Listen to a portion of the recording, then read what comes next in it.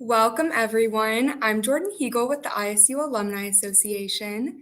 Before we get started with today's presentation, I want to invite you all to put what city or state you're watching from in the chat box. And then we're going to pick one person at the end to win a special prize. We encourage you to use the chat box throughout today's presentation to ask your questions and leave comments. We will get to as many questions as we can during our time together. We would like to recognize our ISU Alumni Association members. Because of membership dues, we're able to offer free events such as this one. If you're not already a member, we invite you to join today at isualum.org/join. With that being said, I'm excited to introduce Mikaela Kate Schaefer. Mikaela is an Iowa State University graduate who owns her own professional training and coaching business based out of South Carolina. Today, Mikaela is here to share her expertise on company culture. Awesome. Well, thank you so much, Jordan. Great to be here with all you Iowa State alumni. I am in South Carolina, SEC country, as everybody always reminds me. So it feels extra good to spend this hour with a whole bunch of you, Iowa State. It's even good just to see the red and gold on the screen. So excited to be here, excited to dive in. If you want to go ahead and throw up the PowerPoint, we can dive right into the meat here. So how much is culture costing your bottom line? We're going to be talking about today. And so we're going to be tackling all your kind of people problems, people issues, maybe struggles you have with teams, with leaders. And then also just really how much is that affecting your bottom line? Maybe you already feel it. Maybe it's why you came today. But before we get into all that good stuff, I want to just hit the next slide, give you a little information about me. That's Mom and Dad Schaefer. Grew up in a small town, Latimer, Iowa, 300 people. We're all big Cyclone fans, and everybody, 2 older brothers, we all went to Iowa State. And if you hit that next slide, about 100 yards from our house, we have about 4,000 pigs. So I share this slide often with people in the South because they cannot fathom being around that many pigs so closely. But I always tell them, like many of you know, when the wind hits it just right, you know, that's the smell of money. So if you hit that next slide, there we have some Iowa State greats, as you know, but again, I use this as a bit of football trivia for all those SEC people that think they know everything. If they can name these 2 players of Iowa State greats, then, you know, I'll give them extra kudos. But I randomly ran into Bruce Hall years ago in the airport. He was kind enough to let me take his picture. And then about one of Brock's last games, we happened to sit by his family at Old Chicago, and he talked football a little bit with my nephew. So those were, great times of meeting some Iowa State greats. But so a little again about me, big Iowa State fan, obviously graduated Iowa State 2006. After that, if you hit that next slide, I spent 7 years in FullTime Ministry. 4 of those years were right there in Ames at Cornerstone Church. And then I spent a year in that other university town in Iowa, which we'll rename Nameless. And then from there, I spent 2 years working at a church in Sheffield, England, overseas. And then from there, I moved to South Carolina, where I realized really what I love to do was what I was doing in the church was a lot of one-on-one coaching, training, discipleship, a lot of leadership development within those churches. And so quickly started to meet one-on-one with people, with having my own business. And then people would come to me and they would say, hey, can you work with my boss, my team? You know, we're having issues, and it's kind of grown from there. So now I get the privilege of doing trainings like this, basically working with teams, helping Joe and Sally basically play nice with each other is kind of how often it goes. So if you hit that next slide, and we'll kind of get into the meat of it here. But hopefully this doesn't describe your feelings in this day right now anyway. But, often this is how we can feel about our teams, our work. And if you hit that next slide, when we're talking about culture today, what I really want to grasp is, how do you feel when you show up to work on Monday morning? And what comes to mind when you hear the word culture? Because so often in leadership, we have these kind of big leadership terms, and we all think we're maybe thinking about the same thing or what we mean when we say culture. But just kind of put in the chat box, and for sure, any questions as we go throughout. I want to hit your questions today too. But what comes to mind when you hear the word culture? Is it leadership? Is it accountability? Just give me kind of all the things when you say what makes up a great team culture, what comes to your mind? So kind of have that go through the chat box. And as you're doing that, the kind of three things, if I could have you go back to your team and talk about just three things around culture, it would be this. If you don't listen to anything else, it would be this today. It would be, I often see culture makes up of a team's mindset, a team's behavior, and their experience. So often it's the mindset of how a team shows up, what they're thinking about work, what they're thinking about their team, the behaviors around that, and then ultimately the experience day in and day out that they have, or as you as the leader are going to give them. And so I see a lot of other great comments. It's interaction, it's communication, it's all those other things that we're going to be touching on today. So some great things to think about. I love that. Philosophy, practice, priority. Some great things we're going to be talking about as well today. So if you hit that next slide, really quickly, I just want to touch on and have you to be already thinking about what is culture already costing you. And so these are some quick Google stats on the not even millions of dollars that company culture is costing people or employee turnover. This is the billions of dollars. And if you hit that even next slide, again, we have more stats on billions of lost productivity all around a team's lack of efficiency, lack of effectiveness, lack of engagement. And so just kind of already be thinking about what is culture costing my team day in and day out? What are we losing in team connection? What are we losing in productivity? Maybe in employee turnover. Just kind of be having that go through your mind. So hit that next slide.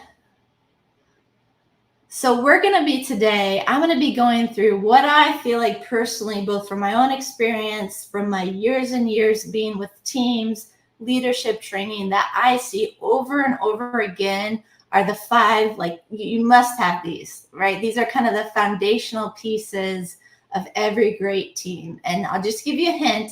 They have nothing to do with beanbags, pool tables, ping pong tables, although that's fun. And provides a great icing. If you don't have the potatoes and the meat, there's the gravy is just the gravy, and it just kind of doesn't taste great, right? If you don't have the meat of it. And so today we're going to really be tackling the meat. So the first one, if you hit that next slide, that they're the 5 C's, I call them. So the first C is compassion. And what I'm talking about when we talk about compassion is trust. The very first thing I talk about with any team I go into, I want to get a gauge of their level of trust with each other. Because every great team, every great relationship has to have a solid foundation of trust. And trust is one of those, again, leadership words that it's like, it's a feeling, right? It's a feeling of, I know when I trust someone, and I know when I don't trust someone. It's that gut sense. But again, we have to be able to get really specific about what is it that I don't trust about this person? What is it that can help me build and earn trust with the team, right? If you're a new leader, you have a team of 5 people or 50 people, you have to figure out what are the very specific tangibles I need to build trust with those people. So I break it down in the 5 C's of trust are care. You have to have a sense that they understand you and are for you. It's that emotional intelligence piece, that empathy, that kind of EQ that says, I have a real sense that you care about me, that you understand me, that you're for me. That next piece is capable. You have to trust that they are competent to do what you need them to do. This is kind of the obvious piece that, the resume says they can do ABC, they come to work, they can do ABC, right? There has to be around their skills, their abilities, that they're capable.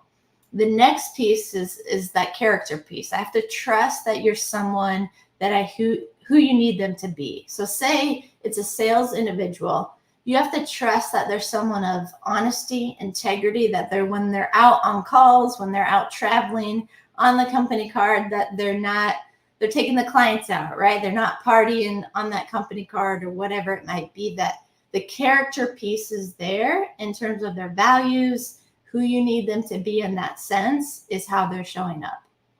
That next piece is connection, that there has to be a trust and alignment on the purpose, the vision, the priorities that you share together. I was having this conversation just even last week with two CFO, and I think it was the CFO and CEO, and they were like, we are missing each other. And I brought out these 5 C's, and they said it's connection. Because what was happening was they were having a conversation and like, okay, yep, we're on the same page, vision, purpose. Then they would leave the meeting and their priorities would be completely different. It was just that disconnect of not being able to trust each other, that we're aligned and connected on purpose, vision, and the execution of priorities. And then that last piece is consistency. So trust, I need to trust that what I've seen you do and how you show up, you're going to do it again and again and again. There's that track record. There's that consistency. And so I find when you don't have these 5, and even if you don't have one, there's a level of trust that is just maybe broken a little bit, and maybe not even broken. It's just not quite at the level that it can be for everything else to build on. So I want you to take a second and think about scale of 1 to 10. What is the level of trust you have with your team? Based maybe on these 5 C's, 1 to 10. You can, if you feel comfortable putting in the chat, if your coworker's not going to see it, 1 to 10, what is the level of trust? And then even specifically, is there an area within these 5 that you feel like could be improved upon? Or maybe is that missing piece of someone within your team? And I find this becomes so effective when you go to have a hard conversation with somebody, is that, if you go to somewhere, you're like, I don't trust you, right? That's not a helpful conversation. But a helpful conversation is, man, I feel like we're aligned when we're in conversations together, but then you go away and you prioritize the marketing piece, but we've, planned something else. So it becomes super helpful in having much more effective conversations. So that's the first C, is care, compassion, and trust. So kind of moving along here, and feel free to put in your questions around trust. We'll kind of keep it moving though. The next piece, the next C, is conflict. And I'm not saying go out and create conflict. I'm saying, as we all know, conflict will happen, like change, like taxes. I always say conflict is right next to it. We all know it's going to happen.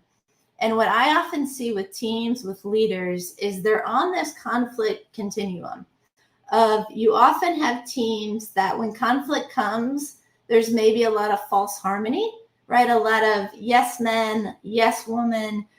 People maybe don't really want to rock the boat. And so there's a lot of what I find meetings after the meeting. So I usually know when I'm working with teams and there's meetings after the meetings, or people aren't saying what they need to say within the meetings, there's a lot of false harmony happening. And then on the other side of that, I find there's teams that live in kind of a destructive criticism, or maybe you have a kind of domineering leader. Nobody else can really say much. Maybe you have people that just don't like conflict, right? They're a bit avoidant. And so the first step always for every team is to just have an understanding and awareness on where are you at on this continuum and where's your growth opportunity. So if you hit that next slide, There's two key pieces I find that every team needs to have within conflict or around conflict. And that first piece is a personal self-awareness and a team awareness.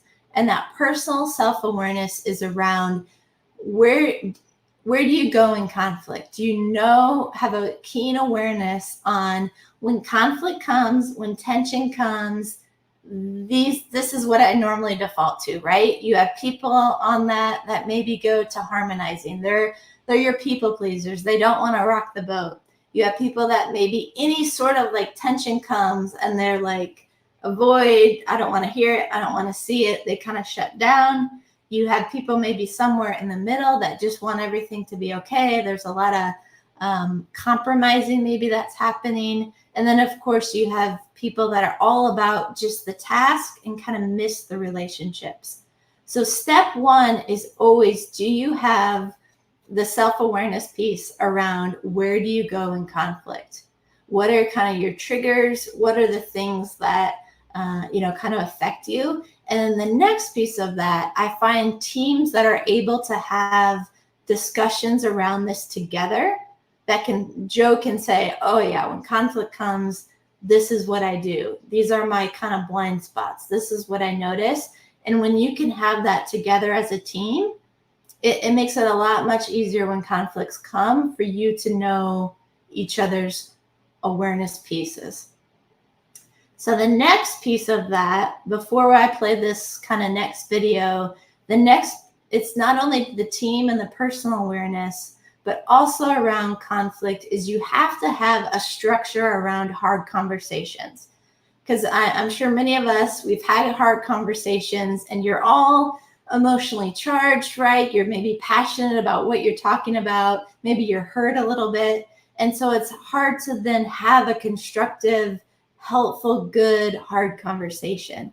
And so I find the teams that have a together set structure around how do we have hard conversations and what does that structure look like is just better for everybody.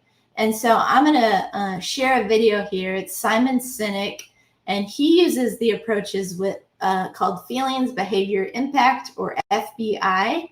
And I find this is one of the most helpful structures around conflict, hard conversations, confrontation that I've used with teams. Many of my teams use.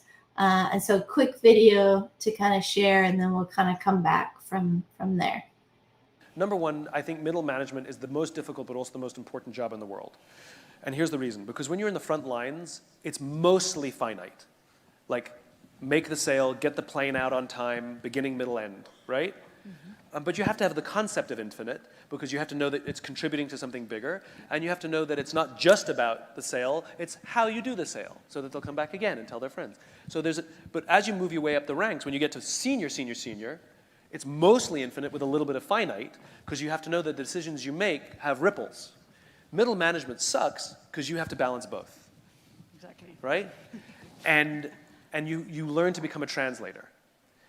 And I think the solution that often works best is empathy and honesty. Right? So one of the things I would recommend is you're focusing on how do I help the people manage this influx of difficult, and they say we don't because he doesn't appreciate, and then he never gives us the chance, and he never says yes, and all of this stuff. For you now to turn your attention to him, because as a good leader, you want to help him grow.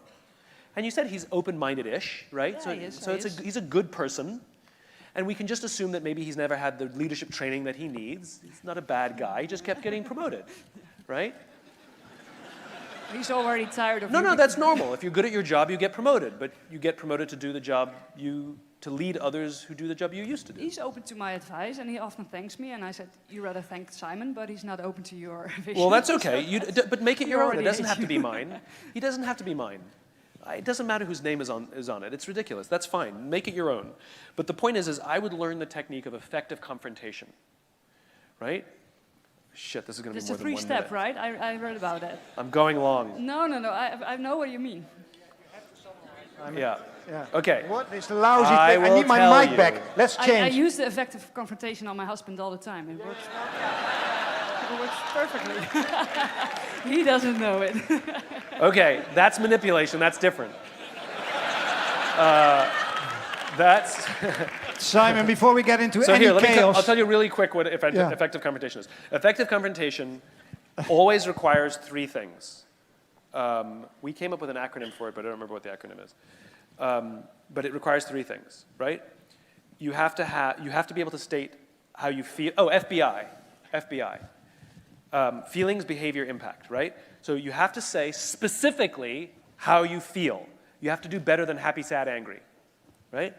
You have to say, and I'll tell you all about the other. You have to say specifically the behavior that they did that caused the feeling, and you have to say the impact if that behavior continues. You cannot make it generic. It has to be specific. Those three things can be in any order, but they all have to be there. We've gamed it out with 1 and 2, and it does not work. You have to have all three. The order doesn't matter. And it goes something like this. You cannot say, you're always late to meetings. You need to come to meetings on time, otherwise bad things will happen, right? Because you're making it generic. Because they'll say, I was at the meeting on time on Thursday. And you'll be like, yes, you were. But in general, and that's what ends up happening. It falls apart. So you have to write down the statement so you know it. You have to know it before you have to be prepared for this confrontation.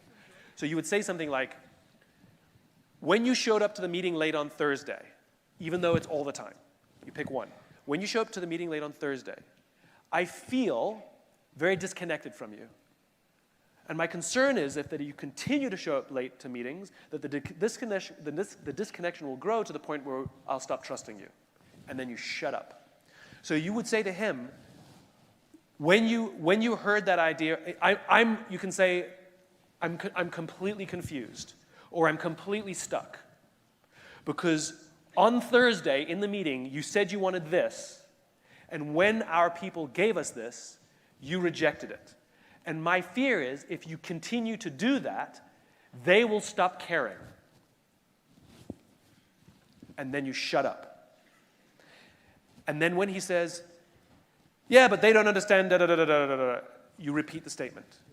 And he says, yeah, but you, da-da-da-da-da-da, you repeat the statement. And believe it or not, that statement works extremely well to make them start taking accountability. So it's about managing up.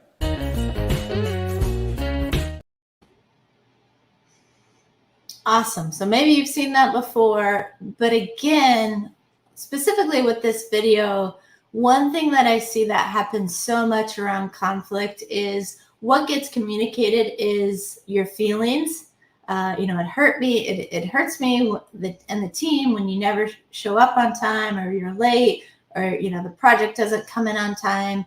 So the feelings and the behavior often get communicated a lot and often, but what I feel that impact piece often gets missed in these hard conversations, that someone can really feel the weight of understanding the consequences, the impact. And so that last piece I find is so crucial with teams. So I have a couple teams that this is the structure they use around having hard conversations. And so it's become normal for them then to, when the hard conversation is happening to them, they can get a sense of how that other person is feeling, the exact behavior that they're experiencing, and then as well the impact. So there's even kind of alignment around the hard conversation. And so much I could spend just an hour. I have spent hours with teams just around that first C, around trust, around care, because that so much creates a great, strong building block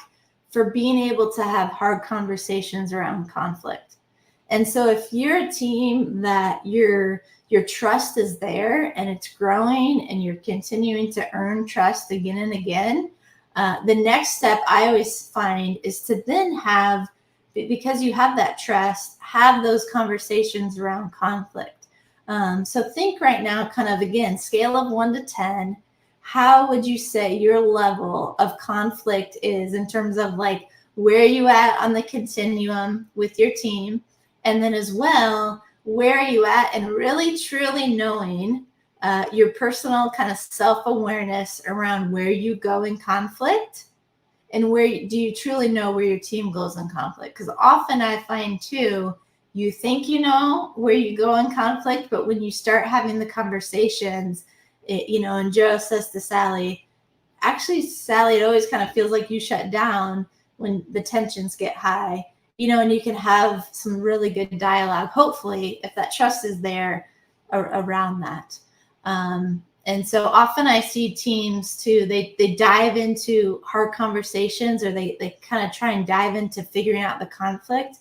And often what needs to happen first is to create a level of safety and trust to really be built to actually have those conversations.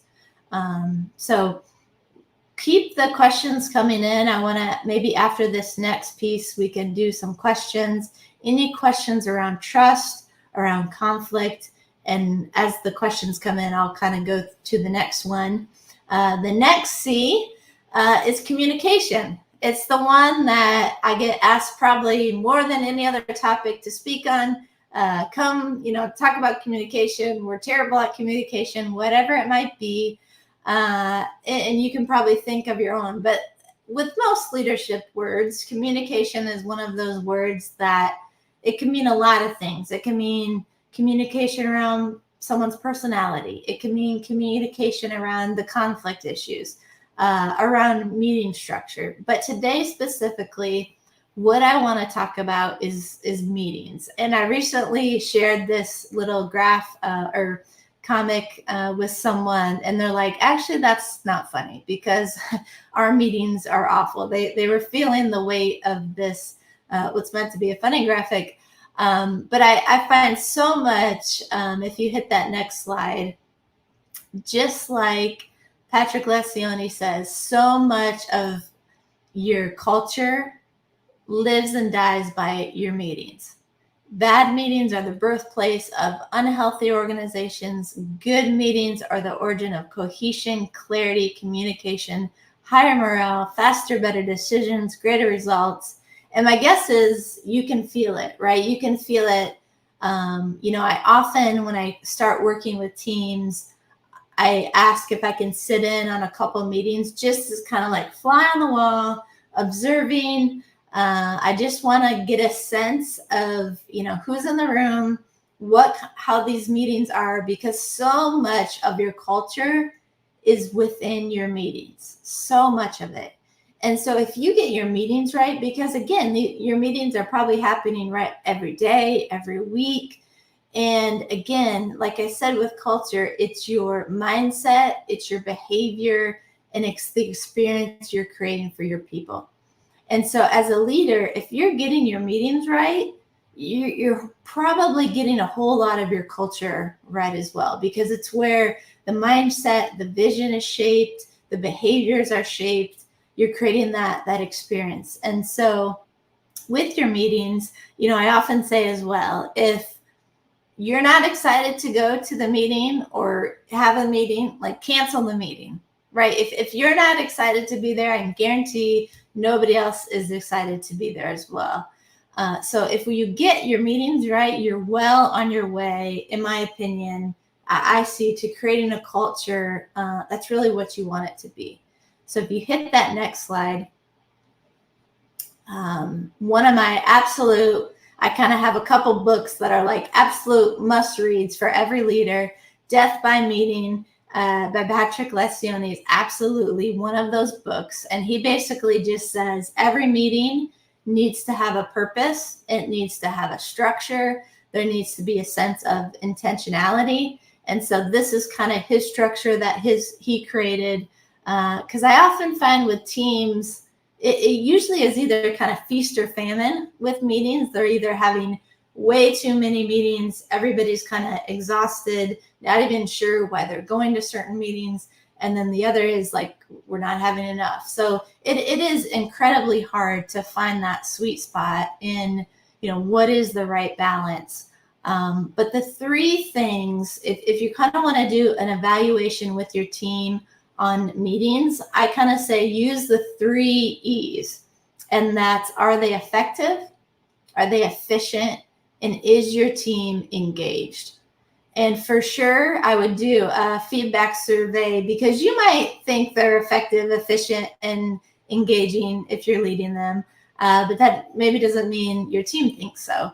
And so those are always the key to evaluate, like are the right people in the room? And even just in general, am I meeting with the right people within this department, within this team? The when, are we meeting at the right times? Not enough, too often. And then of course the what, is there intentionality with what are we talking about? So efficiency, effectiveness, and are people engaged? So again, kind of do a scale of 1 to 10. Where are you at communication wise with your meetings? And with that, I'll kind of quick pause. Any kind of halfway point, questions, thoughts in the comments. Question coming in already. How do you help someone step into the conflict when they go to avoiding due to their traumatic past work experiences? That is a great question. Interesting. It's an interesting question because I'm literally have a one-on-one client right now that is this exact same situation. So she had a previous work environment that was very toxic, very domineering boss, was very, you got to do these things, don't ask for help, basically do it right all the time. She was in that environment for a solid 2 years. Thankfully now is with a team I'm working with, who I think is great. And just what I feel is a super healthy team, right? And the team is finding that she's not asking for help, that she's getting kind of flustered and stressful. And so she started working with me, and basically has said, I feel like it's PTSD. Like, I feel like even though they're awesome, even though this is a healthy environment, I can't help but be kind of triggered by this past experience. So what I'm doing with her is helping her identify what are her triggers, what are the things that, asking for help was one of those things. When things get busy, she notices is when she gets stressful. And so what I'm helping her do is, one, identify what are those triggers that used to be that old environment that are still kind of triggering her now. And then what are some helpful tools that she can basically reverse her behavior, her mindset, to know that she's in a safe place now. The team's not demanding anything more of her than she can give them. So a big thing too with that is being able to help them tackle their mindset, because like for her, big part of that traumatic experience was feeling like she's never doing enough, feeling like I'm not good enough. And so you come into this new environment, and a lot of times, even though it's a safe environment, when it gets stressful, when it gets busy, all of a sudden she has that mindset of, oh, I'm not doing enough. I'm not, I just can't, whatever. And so it's helping her to slow down, recognize the triggers. Like one thing that she did was put a sticky note. She's a vet tech. So she, on her clipboard, she carries around everywhere, she puts a sticky note that says, breathe, count to 5 before she enters the exam room every time. So that's something she's been doing. Thankfully, she's in a healthy environment too, where there's some things her coworkers are helping her with. And then I could kind of go on and on about this one. But the last thing I'd say with that too is just if they can find a helpful, I'm a third party, but like a helpful third party that can help her process through it. Whether it's a weekly basis, counselor, again, depending on how traumatic it was to a licensed therapist, all the different things. But hopefully that's helpful. You can reach out to, I can send you some more good resources as well. All right, next question. How do you push back on coworkers who are often my way or the highway and actually collaborate? Whew, yes. Yeah, there's so much. I would say the first part that comes to mind right away is to be able to gauge their level of, I'm just going to say, toxicity, because there are some personalities that, yes, are very much like my way or the highway, and their kind of domineering approach is maybe just the only way they know.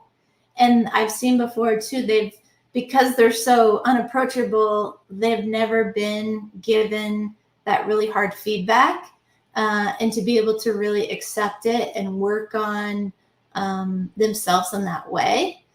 So there's kind of that piece. But the other piece of it I've seen is if you're dealing with a toxic leader, that's my way or the highway.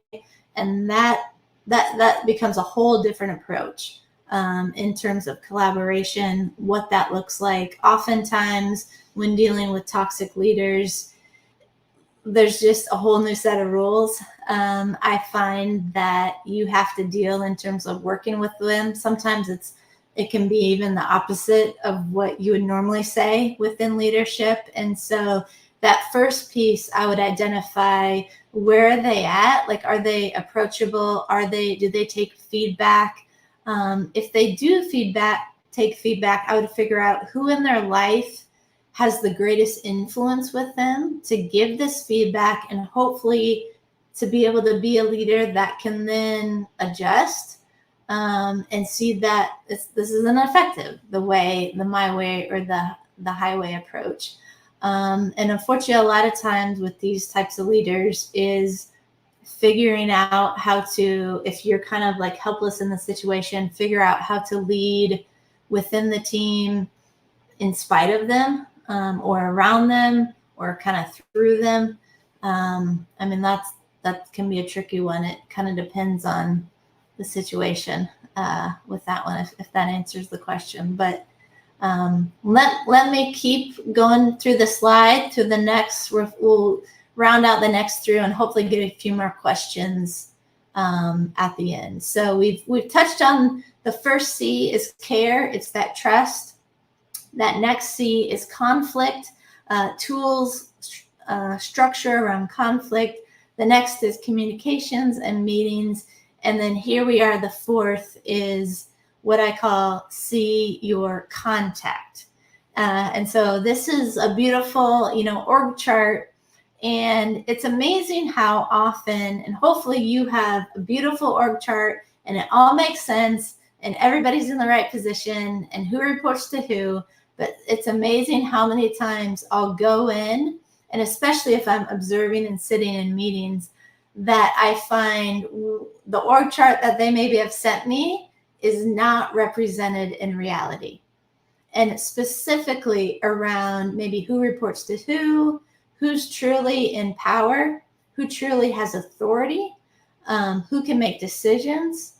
And so this is a big piece that maybe to me often seems like an obvious piece, but the more and more I work with teams, the more I see there's such disconnect between what the org chart says and what reality is, as well as are the right people equipped with the power and authority to execute, to make decisions. If the boss is away, who has the next decision-making power?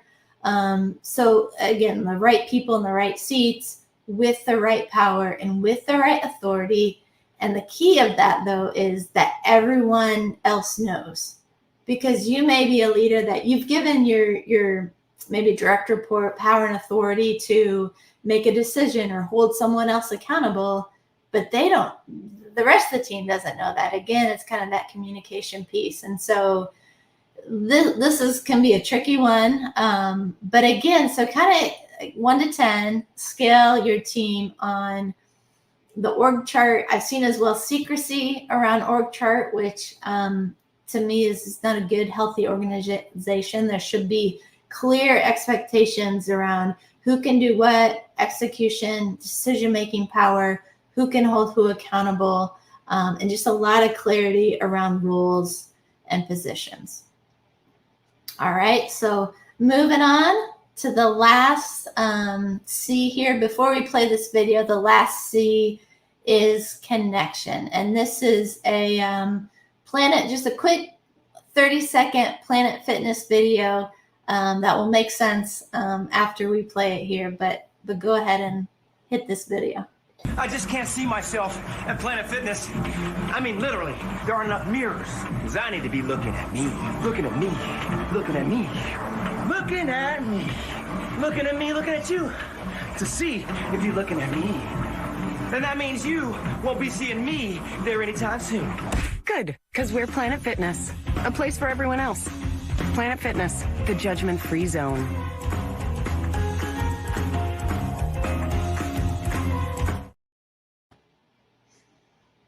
Okay, so maybe I'm not an endorser of Planet Fitness, but maybe some of you have started there, your New Year's resolutions. But that video is for what I find that if you hit the next slide, the culture killers on your team. These are the people that it's all about me, all about I, just like in the video.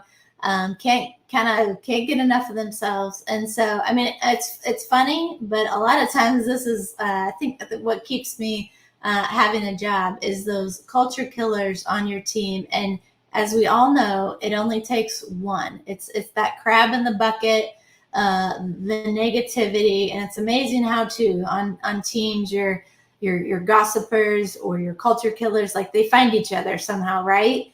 And it's even just, I've seen it, one person on a team can just completely, disunify or kind of disconnect the whole team. And so if you can grab a hold of those people and influence them in a way that can change them is powerful. Otherwise, I find like you really have to set the expectations, set the consequences, and so they have as little effect as your team. If you need to get rid of them, HR compliance wise, then it's worth it. I could count so many times leaders that have told me, I wish I would have gotten rid of so-and-so sooner. I mean, and the level of appreciation the team has, and just the reconnectivity it gives the team. I mean, you know the ones you've maybe had on your team, hopefully none now, but those culture killers are just what they are. So if you hit that next slide, I had to get one dig into the Hawkeyes in one of my slides for sure. But this, we beat them here a few years back. I think that was at Kinnick, so even better. But one thing that combats that I feel like every team should have is that combats the culture killers especially is a scoreboard and a shared vision that says, are we winning or are we losing?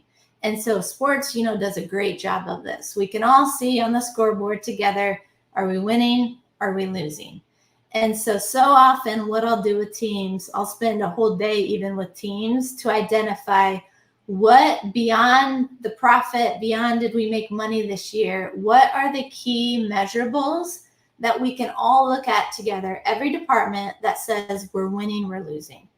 I work with a lot of manufacturing teams that out on the plant floor, they have the big whiteboard, right, that says, these are our numbers we got to hit for the day. At lunchtime, everybody can see, every department, every area can see, are we hitting it? Are we winning? Are we losing together? So that is always a huge connectivity piece. That last C is connection.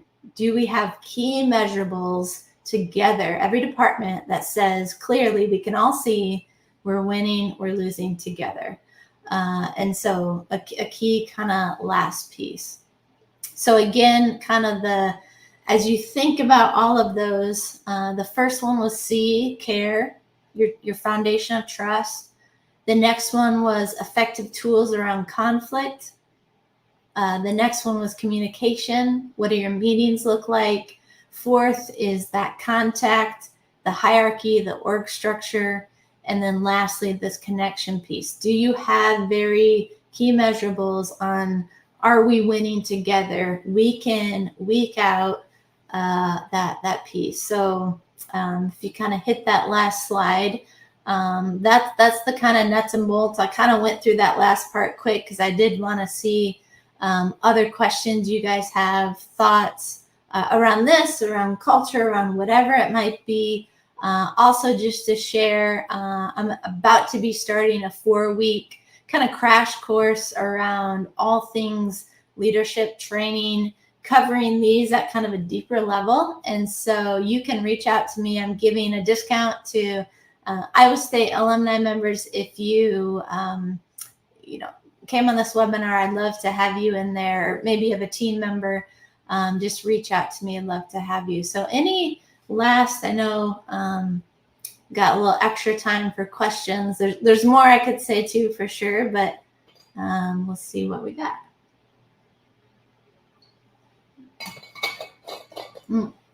Let's see. What are your recommendations for reaching a compromise with coworkers on aligning with your team's long-term vision? Ooh, good one.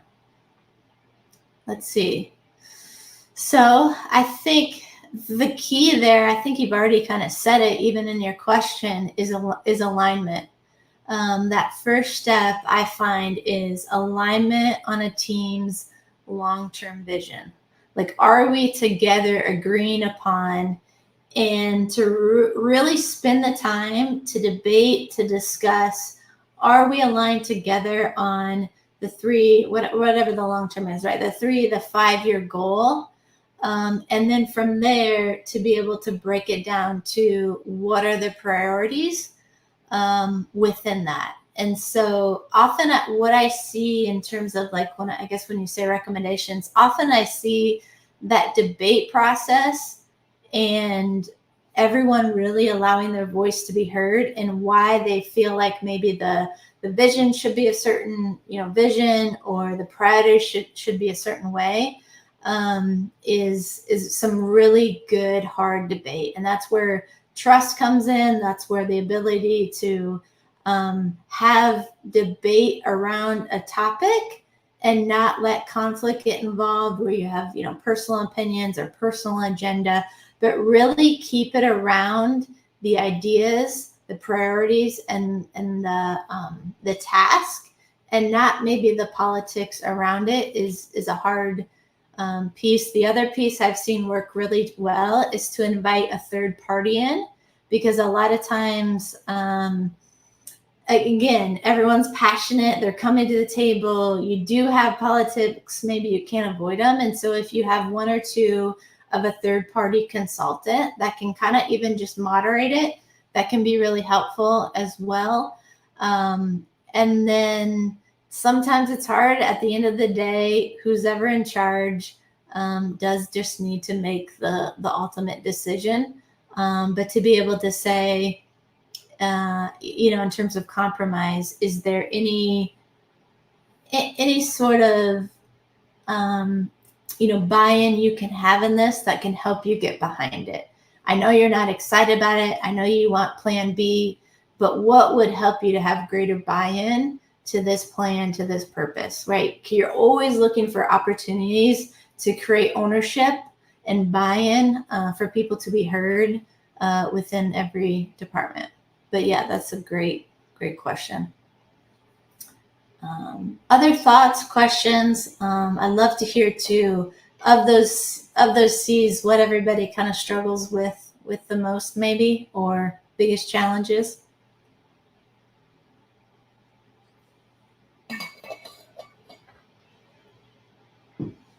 Let's see. How do you go about making changes or buy-in on changing how things are done? Ooh, good. That's a good one. That's hard, right? Because a lot probably depends on how big the change is. Is this a team that's been established for a long time? Is this a way of doing things in an industry that's been established for a long time? So a lot of times you're having to discern how deep do the roots go in terms of how just like entrenched in it. It's why in sports you see when a team is, losing, they get rid of the whole coaching staff, right? Because they need a whole set of values and mindsets of behavior to kind of create new level of buy-in. And so I think the first step is to identify how deep are they already entrenched in how things are done? And then to figure out who on the team also has the greatest amount of influence that can really affect change and really affect the team. Like, who are those really dynamic leaders that can help create the buy-in? And then always with buy-in, look for opportunities where people can feel heard, feel seen, and feel like their voice counts. Because a lot of times, even if you give people that space, they're going to be bought into whatever you're kind of proposing down the road, because you've given them that space to have their own voice, to feel like they're part of the process. So much of buy-in, of change, I find, is giving them a sense of ownership in the process. Anything that you can give them that makes them feel a part, makes them feel a decision-making power, you can give them that just makes them feel like, I'm part of this plan. Give them those opportunities. Hopefully that's helpful, if that makes sense. That's so funny. Adam Grant wrote Good Book Thing Again. That helped me. I literally have that on my nightstand right now. And so I couldn't remember if I'd already read it, but that's funny. I literally have Think Again on my nightstand. So that feels like a good confirmation, Kurt.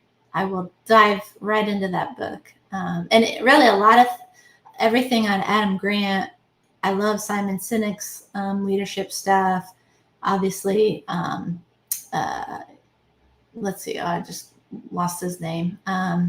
But yeah, all the kind of, there's so much of what I talk about is all the great gurus out there have said before me. It's I'm not reinventing anything you guys haven't heard or probably read out there, because the key leadership, foundations remain the same again and again and again, no matter what relationship you're in. Go from there. So Danielle says, if you are struggling with all 5 of the C's, where's the best place to start? Great question. Best place to start. So I would say it kind of depends on where you're at in terms of leadership. Like if you're a leader on a team, if you're leading a team, but again, I would probably go straight to trust. First, that the place I always start with every leader is the self-awareness piece. Evaluating your own level of self-awareness of, where do I need to grow in these trust areas? Am I someone that shows compassion? You said new to leading a team. Yeah, I would say that would be a great place, Danielle, to start, would be for you to go through these 5 C's of trust to identify, am I a leader that is, because trust is earned, am I a leader that's earning trust with my team? Am I showing I care about them? Am I showing that I'm consistent for who they need me to be? So if you build trust with your team in all the different ways you can, to me, that's foundational way to start. And just to be a servant leader would be a great next place. To be a leader that, hey, I'm here for you. I'm here to help you. I'm here to serve you. Is just going to put that trust there right off the bat. And then just dive into some great resources already out there. Read books, read the podcasts, or listen to podcasts, and go from there. So I know we're getting close to time. Any last thoughts, questions? Anyone from our Jordan? Any other? Yeah. Not for me. Well, thank you, Mikaela, so much for taking the time out of your day to share your presentation and your expertise with us. I also want to just thank everybody for attending. Matt, do you want to jump on and choose our lucky winner for this little virtual event? Let's do it. Thank you for everyone for participating in the chat. We had some great questions and comments. And if you did comment in our YouTube chat, you are going to be entered into this drawing that we're going to run right now. So you'll probably see some of your names and faces pop up, but the winner is going to receive an ISU prize pack. Then we'll be in contact with you. Corey, congratulations. Jordan's going to be in touch with you about receiving your prize. So congratulations, Corey. Awesome. All right. Thank you all so Mikaela, much. And I hope, thank you. yes, Matt, continue, please. I want to say, Mikaela, thank you so much for being here with us and all the way out on the East Coast. I know we're in a different time zone from you, but I'm glad you're staying connected with Cyclones everywhere. So we really appreciate it. It's a little rough. Like tonight, the game starts at 8 o'clock. So the East Coast time is a little rough tuning into Cyclone basketball, but don't worry. I stay up late. Don't worry. So, yeah. Fantastic. Well, yeah, we know we have Cyclones everywhere. So I'm sure you've got some Cyclones around you. You can maybe go to a club game watch or something like that. So really appreciate it. Awesome. Thank you, guys. Thank you, everyone. Right. Thank you. And congrats, Corey, as well. We also want to remind all of you that we have another event coming up starting next Monday, March 4th through 8th is our Celebrate State Week, formerly State Day. We've incorporated this into an email format now. So all you have to do is go to our website, isualum.org, and you can register for our State Week. You're going to receive a new email each day throughout the week that's going to contain a video highlighting our great campus, merchandise deals, membership deals as well. And we just have a quick video that will show you that kind of gives you a glimpse of what you'll expect.